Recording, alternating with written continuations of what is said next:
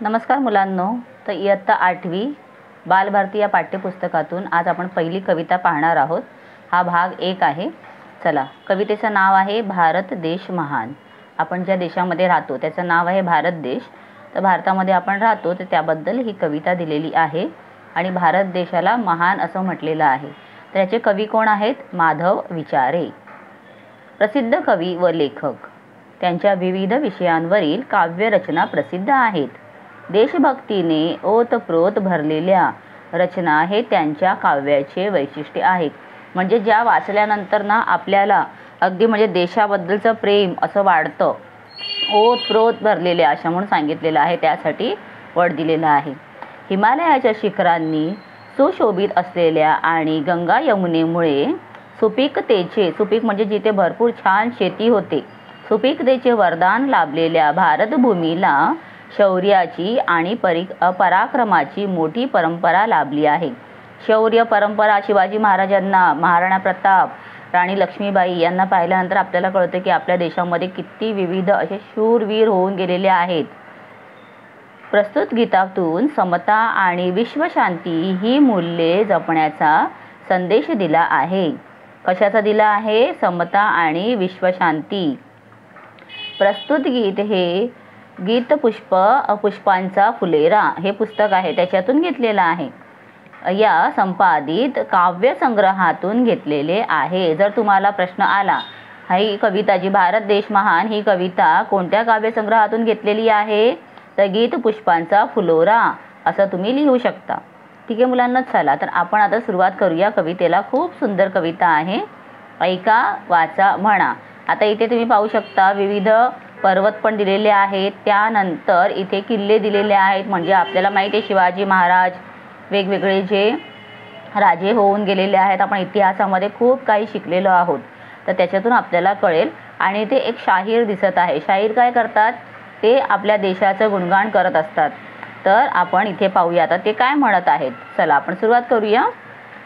चला चला हो एकमुखाने गाऊ एकच गान. गान म्हणजे गाणं. गाणं. भारत देश महान, भारत देश महान. म्हणजे ते म्हणतात एकमुखाने, सगळे एकत्र होऊन, एकत्र एक संगती आपण म्हणतो ना, जसं कोणतेही गाणं त्यावेळेला त्याला म्हणतात एकमुखाने म्हणणं. तर काय म्हणूया? भारत देश महान. आणि इथे असा ध्रुव दिलेला आहे. म्हणजे ह्याचा अर्थ होतो की जेव्हा आपण या दोन ओळी म्हणतो ना त्याच्यानंतर हे रिपीट करायचं असतं. पण आता मी तुम्हाला कंटिन्यू करून घेते, त्याच्यानंतर आपण मग कविता एकदा पाहूया.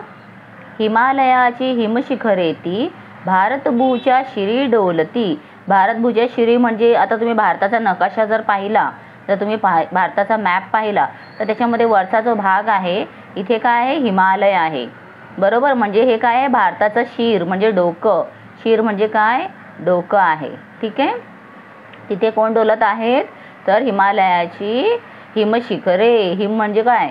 बर्फाने भरलेली जे डोंगर आहेत त्यांना हिमशिखर म्हणतात.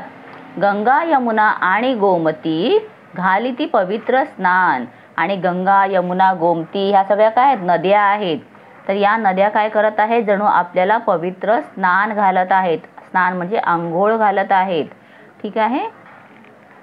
तर इतिहास नवा हा बलिदानाचा, शौर्याचा अन पराक्रमाचा, समतेचा अन विश्वशांतीचा जागवी राष्ट्राभिमान. आता बघा, राष्ट्र म्हणजे देश आपला, पण राष्ट्र दिलेला आहे म्हणजे राष्ट्र आणि अभिमान या दोघांना मिळून इथे दिलेला आहे राष्ट्राभिमान. त्यानंतर शौर्याने जे वीर अवीरची लढले, म्हणजे जे वीर लढले शौर्याने रणांगणी ते पावन झाले. भारतभूचे स्वप्न रंगले चढवुनी उंच निशाण. मग भारतभूचे स्वप्न काय होतं? आपल्या देशाला स्वतंत्र करणं, आपल्या देशाला उंच शिखरावरती घेऊन जाणं. हे जे भारताचं स्वप्न होतं ते त्यांनी काय केलेलं आहे? जे शूरवीर आहेत त्यांनी लढून आपल्या देशाला काय केलेलं आहे? पावन केलेलं आहे आणि त्याला उंच नेलेलं आहे.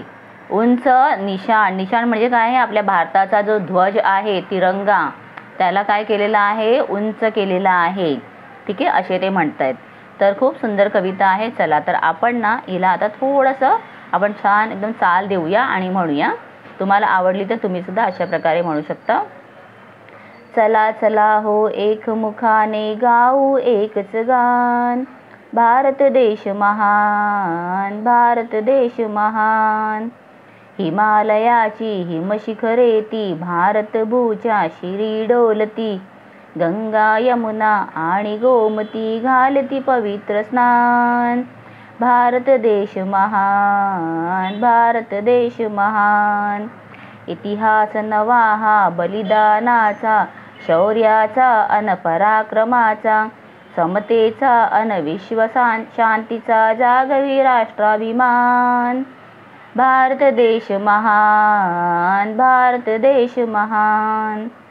शौर्याने जे वीरची लढले, रणांगणी ते पावन झाले, भारतभूचे स्वप्न रंगले, चढवून उंच निशाण. भारत देश महान, भारत देश महान. चला चला हो एकमुखाने गाऊ एकच गान, भारत देश महान, भारत देश महान. चला, तर अशा प्रकारे ही कविता झालेली आहे. तर अशा प्रकारे म्हणू शकता, किंवा जर तुम्हाला अजून छान म्हणायचं असेल तर तुम्ही मग थोडंसं त्याच्यामध्ये हिमालयाची हिमशिखरे ती भारतभूच्या शिरी डोलती, त्याच्यानंतर पुन्हा ह्याला रिपीट करू शकता. म्हणजे कसं, एकच लाईन जी आहे ती आपण डबल 2 वेळा म्हणून असं पण करू शकतो. खूप छान येईल. आणि ही कविता जर तुमच्या तोंडी बसली की तुम्ही मग येता जाता कधीही गुणगुणाल आणि छानपैकी तुम्हाला ही कविता जी आहे लक्षात पण राहील. चला, तर अशा प्रकारे ना ही कविता पूर्ण झालेली आहे भारत देश महानची. तुम्हाला कशी वाटलेली आहे? जर आवडलं असेल तर लाईक करा आणि नवीन असेल तर सबस्क्राईब करा. यानंतर आपण पुढचे धडेसुद्धा पाहणार आहोत, त्याची प्रश्नांची उत्तरं पाहणार आहोत, स्वाध्याय पाहणार आहोत. त्यासाठी सबस्क्राईब करून नक्की ठेवा. Bye bye.